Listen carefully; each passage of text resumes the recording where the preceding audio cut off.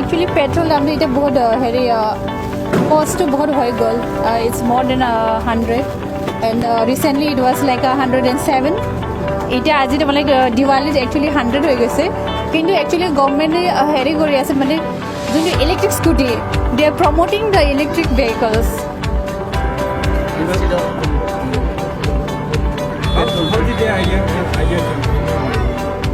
the idea is like actually my husband I'm a married lady and my husband has attended a business meeting in the June, so the idea clicked in his mind and then we thought like yes, we discussed and then we thought yes, we must come up with the electric vehicles. That was the idea because electric vehicles, because if you charge the vehicle it takes only 3 to 4 hours and the consuming of the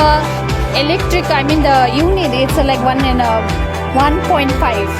so that's like if you charge for a day it will cost you like 8 rupees only, somewhere 8 to 10 rupees, so whole day you can drive it. Okay, so as I start করেছে so কিবা ধৰণৰ বেলেগ offer বিলাক চলি আছে নেকি আমাৰ এটাতে বৰ্তমান অফাৰ তেনেকুৱা নাই কিন্তু আমি প্ৰি বুকিং হেৰি দিছিলোঁ তেতিয়া হেৰি প্ৰি বুকিং লগত আমি হেৰি এটা ফেন দিছিলোঁ ফেনটো এতিয়া তাতে চাব পাৰে এইটো পিনাকিৰে হয় কিন্তু দ্যাটছ আ BLDC ফেন ৰিম'ট ফেন হয় কিন্তু 80,000ৰ ওপৰত যদি এতিয়াও যদি কোনোবাই কিনে তেতিয়া আমি সেইটো ফেনটো ফ্ৰী দিম Special feature of this scooty is exactly like a car. It has got a reverse option আছে আৰু আপুনি চাবিটো ওলায়ো আপুনি হেৰি কৰিব পাৰে মানে লক আৰু অন অফ এনেকৈ কৰিব পাৰে ৰিম'ট কণ্ট্ৰল হয় আৰু যদি হেৰি হয় এইটো পুৰা চেঞ্চৰ হয় এইটো যদি কোনোবাই চুই এইটো লক কৰাৰ পিছত যদি হেৰি কৰিব বিচাৰে লৈ যাব বিচাৰে তেতিয়া চাউণ্ড আহিব যেনেকৈ কাৰ তেনেকুৱাই Yes, of course. Petrol cost is very high, and yes, definitely. And in the next 5 years, yes, electric vehicle will be in the market, and even the cars are coming now. I think this is the first showroom in Northeast.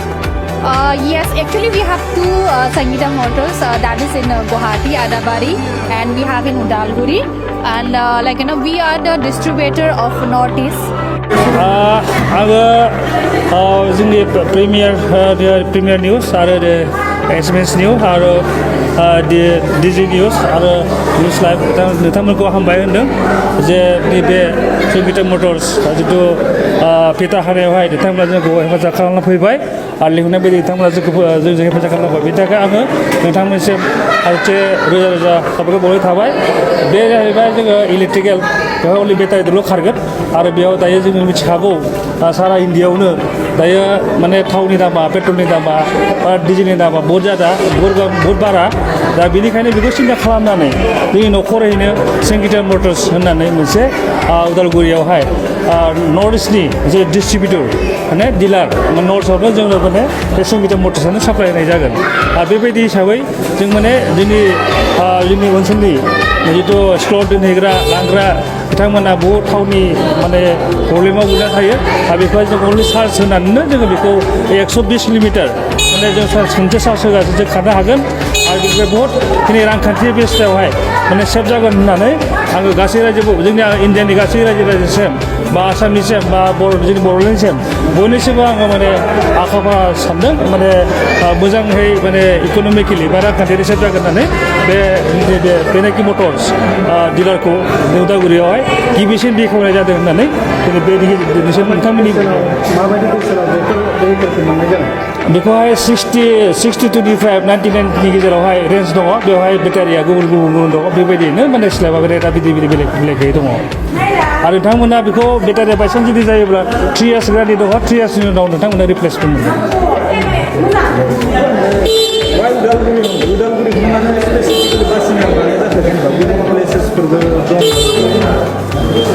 उदालगुरिखौ माने उदालगुरियानो जोंनि माने बर'नि मेन जायगा आरो बेखौहाय जोङो बेखौनो मेन dealership माने बेनिफ्राय डिस्ट्रिबिउटर गथाय सारा नर्थ इस्टआवनो बेनिफ्राय डिस्ट्रिबिउटर जागोन EMI सिस्टेम जागोन बेखौ माबाया बाजार साइलेन्सआ लागोन बेनि उनावहाय EMI सिस्टेम जागोन माबायदि अनसायनाय मोनगोन रायजो राजानि आंबो फोथायदों अनसायनाय मोनगोन निस्सय मानो होनब्ला माने हाजार बर' माने गासै असमनि गासैबो बेखौ इक'नमिकेलि सेफ जानायावहाय बयबो अनसायनानै लागोन होननानै सानो मानो होनब्ला बे गिटारनि दामा जोंहा 107 थाखा दायो नोंहा लागोन नोंहा 3 इउनिट जागोन 3 इन्टु थाइब्रै करिब्ला 3 इन्टु 4 बेसेबां जागोन जोंहा 107 थाखा दायो नोंहा लागोन नोंहा 3 इउनिट जागोन 3 इन्टु थाइब्रै करिब्ला